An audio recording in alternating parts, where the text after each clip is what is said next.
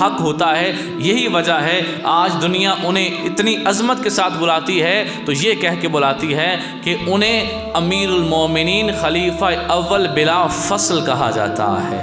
سب سے پہلے امیر المومنین ہیں، خلیفہ بلا فصل ہیں۔ کچھ لوگ یہاں پر ڈنڈی مارتے ہیں، کہتے ہیں جی سیاسی لحاظ سے پہلے خلیفہ وہ ہیں اور روحانی لحاظ سے حضرت مولا علی ہیں۔ اہل سنت کا موقف ہے ہر لحاظ سے پہلے خلیفہ حضرت سیدنا صدیق اکبر ہیں، روحانی اعتبار سے بھی وہی ہیں، سیاسی لحاظ سے بھی وہی ہیں۔ روحانیت میں بھی سب سے بڑا مقام صرف اس امت میں نہیں، تمام امتوں میں سب سے بڑا مقام حضرت سیدنا صدیق اکبر رضی اللہ تعالیٰ عنہ کا ہے۔ اب ٹائم مختصر ہے، ورنہ میں آپ کو ایک مکمل واقعہ سناتا، اس اعتبار سے کہ حضرت سیدنا صدیق اکبر رضی اللہ تعالیٰ عنہ کی شان جو ہے وہ ساری امتوں کے لحاظ سے سب سے زیادہ بلند ہے۔ انبیاء کے بعد پہلا نمبر حضرت سیدنا صدیق اکبر کا ہے۔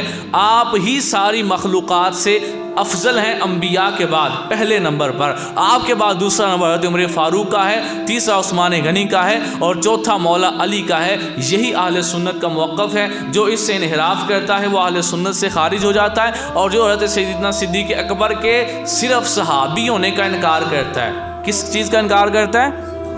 صرف صحابی ہونے کا، کافر نہیں معاذ اللہ کہتا، صرف صحابی ہونے کا انکار کرتا ہے کہ وہ صحابی نہیں تھے معاذ اللہ، وہ بندہ کافر ہو جاتا ہے، کیونکہ اللہ نے قرآن پاک میں حضرت ابوبکر صدیق رضی اللہ تعالی عنہ کو نبی پاک علیہ السلام کا صحابی کہہ کے بلایا ہے۔ اذ یقول لصاحبہ لا تحزن ان اللہ معنا، جب وہ اپنے صحابی سے کہہ رہے تھے، اپنے صاحب سے کہہ رہے تھے کہ پریشان نہ ہو، اللہ ہمارے ساتھ ہے، اللہ تیرے بھی ساتھ ہے اور میرے بھی ساتھ ہے۔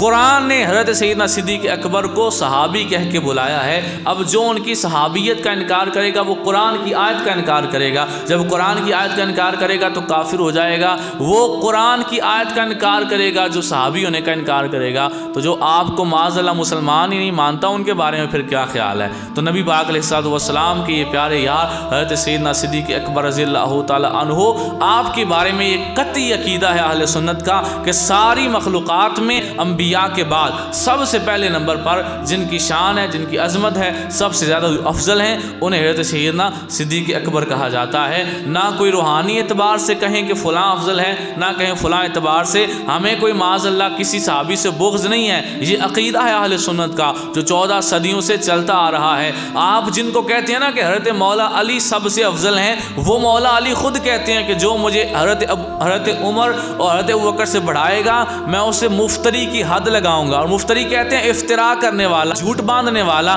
جو بندہ جھوٹ باندھتا ہے اس کو مفتری کہا جاتا ہے۔ حضرت مولا علی کہتے ہیں جو مجھے ان دونوں سے افضل کہے گا میں مفتری کی حد لگاؤں گا۔ حضرت مولا علی اس بندے کو 80 کوڑے ماریں گے جو انہیں حضرت ابوبکر و عمر سے افضل کہتا ہے، اور مولا علی وہ ہیں جو ایک ہاتھ سے خیبر کا دروازہ اکھاڑ دیتے ہیں، جو ایک ہاتھ سے خیبر کا دروازہ اکھاڑ دیتے ہیں، جو مرہب پہ ایک تلوار کا وار کرتے ہیں اور اس کی 80 کلو کی سر کے اوپر رکھی ٹوپی لوہے کی اس کو تلوار کاٹتی ہے اور اس کے پورے جسم کو کاٹتی ہے، پورے جسم پر لوہے کا لباس ہے اس کو کاٹتی ہے اور زمین پہ چلی جاتی ہے۔ ان کی ایک تلوار میں اتنی شدت ہے، ان کے 80 کوڑے کون کھا سکتا ہے؟ وہ 2 کوڑے پہ مر جائے گا جو ان سے کوڑے کھائے گا۔ تو پتہ چلا حضرت مولا علی کو بے شک ماننا ہے، ضرور ماننا ہے، ہمارا ایمان ہے۔ جو مولا علی کو نہیں مانتا ہم اسے ہرگز مسلمان نہیں سمجھتے، لیکن مولا علی کو ویسے ماننا ہے جیسے عقیدہ اہل سنت بتاتا ہے۔